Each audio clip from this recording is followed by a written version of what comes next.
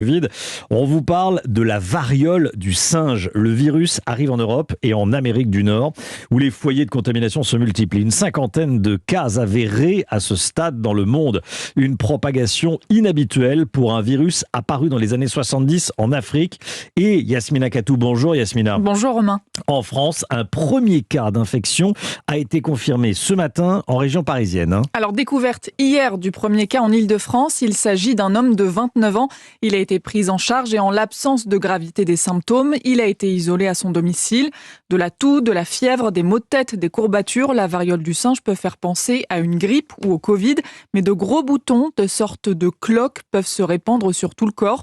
Une fois infectés, les symptômes mettent entre 6 et 21 jours à apparaître. La variole du singe est un virus qui se transmet très facilement de l'animal à l'homme, explique le professeur Pierre Tadevin. Il est vice-président de la Société française des pathologies infectieuses. En fait, c'est un virus qui n'a pas une très grosse spécificité d'espèce. Donc, il peut passer de singes, par exemple, à des rongeurs. Il y a eu des épidémies aux États-Unis qui sont passées comme ça, et repasser à l'homme après. C'est-à-dire qu'il n'est pas très sélectif dans ses proies. Il peut passer sur différentes espèces de mammifères.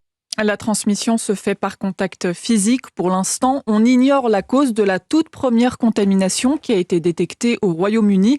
Pour la variole du singe, il n'existe pas de traitement, mais la maladie guérit souvent d'elle-même. Yasmina Katou, merci beaucoup.